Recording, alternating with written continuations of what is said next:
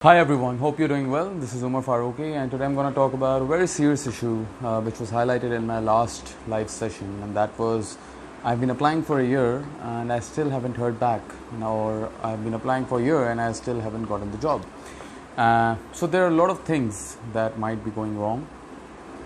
There's one thing that the economy is not doing that well. There's one thing, the external factor, but at the same time, you know that people are being hired and the companies are ongoing. So what exactly are the issues?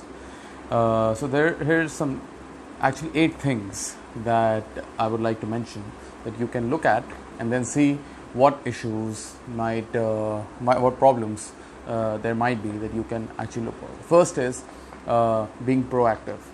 So a lot of us, they apply for jobs and then they're like, okay, I applied, I didn't hear back, so end of story. Or I applied for 5 jobs, I haven't heard back, so probably, I don't know what's happened. That's not how it happens. Like, you really need to run after people, you really need to run after recruiters, and you need to get your stuff done. So maybe that means getting connected with people on calls, at networking events, or on LinkedIn, or whatever. But you have to be proactive and you have to be very serious about getting a job that you like. Second, being active or being a good networker. And by being a good networker, for me, LinkedIn has worked a lot. So being active on LinkedIn, adding the right people on LinkedIn, adding recruiters, talent acquisition people, asking them about job posting. There are a lot of jobs that are not posted on the career websites, but on LinkedIn. Even the job when I joined AgroCorp, the job posting was actually done on LinkedIn, and that's how I pursued it. So that's how important LinkedIn is right now. Third is selling yourself. So probably even if you've gotten the interview call, you haven't been able to master the art of presenting yourself or selling yourself. How you start your interview, how you present your case, how you present your accomplishments, how your interests can be matched with what the company wants. This is an art, and this is something that you need to work on in case you still haven't gotten a job. Fourth is editing your CV as per the interests of the company, as per the interests of the JD that has been given to you. A lot of people, they just randomly send their CVs thinking, the interviewer is going to look at my profile and is going to go crazy because I have so many skills and whatever. That it doesn't work like that. The interviewer or the HR people have like thousands of CVs, and no matter how, wherever you go in the world, you apply in Dubai, you apply in London, you apply in New York, I don't think any HR person literally gives 5 minutes to any CV which according to that HR person is not edited as per the JD. So if you put your HR skills and you're applying for a sales job, then probably you need to reconsider and re-edit your CV. So the fifth one is applying for the right jobs. That's also important. So I know, for example, recently I applied, we had an opening in Engro, and the opening was of manager sales. And there were people applying who had a background of 10 years in engineering at the plant, handling machinery. They were applying, they were saying, we can do sales, and that's fine.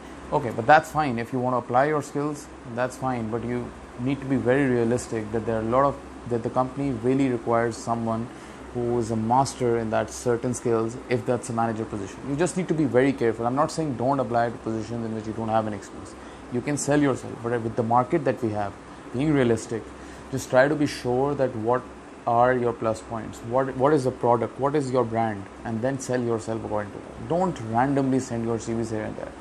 Trust me, sir, there was one job posting I know in a multinational, there were 15,000 applicants, and so the HR person can go mad on that. The sixth one is upgrading your skills. So a lot of people, they don't know, in the spare time, they don't know Microsoft Excel properly, Microsoft PowerPoint, Microsoft Power BI, any data processing tool, any data visualization tool. Try to learn these skills on Coursera, Udemy, or whatever platform you can find. Try to learn these skills and then write it on your CV. That creates a lot of impact, creates a lot of impression. No matter what university you're from, if you're mastering a certain skill, it will help you. The seventh one is CV formatting. So I made another video on this, but I'll just give a brief. So CV formatting, how you present yourself in the CV. Don't make 10 pages, try to keep it in 1 page, or if you have a lot of experience, then 2 pages max. Try to keep your work experience, relevant work experience at the top. Try to explain yourself in numbers, KPIs, try to show your skills and interests, and edit your CV like I mentioned earlier, that edit your CV according to the JD of the company. And last, the 8th point is that you need to have the right attitude towards it. There are a lot of people who feel entitled that I've applied, I didn't get through, there's a problem with the world is conspiring against me. You need to change your attitude, and you need to be the person who thinks, inshallah I'll get what I want, and I won't give up. That's the attitude that you want, even if it takes 5 months, 6 months. I know people who graduated from Ivy Leagues and who've taken 6 to 7 months to get a job in this market. So these are some things, the 8 things that I really want you to work on. These are 8 different topics, and I can speak on it for hours separately. But as a start, you can focus on 8 things. 1, being proactive. 2nd, networking, your referencing, especially on LinkedIn. 3rd is selling yourself rightly in the interviews. 4th is editing your CV properly. 5th is applying for the right jobs. You shouldn't be over or underqualified. And 6th is your skills upgrade by doing online certification or something. 7th is you're formatting your CV properly. And 8th is the right attitude. This is Umer Farooqi, and this is what I really want you guys to work on, because 70% of the questions are on this, that I haven't gotten the job, what is the problem? And feel free to share your opinion and write down in the comment section below. This is just my opinion, and people can have different opinions based on their experiences, and I can learn from it. So yeah.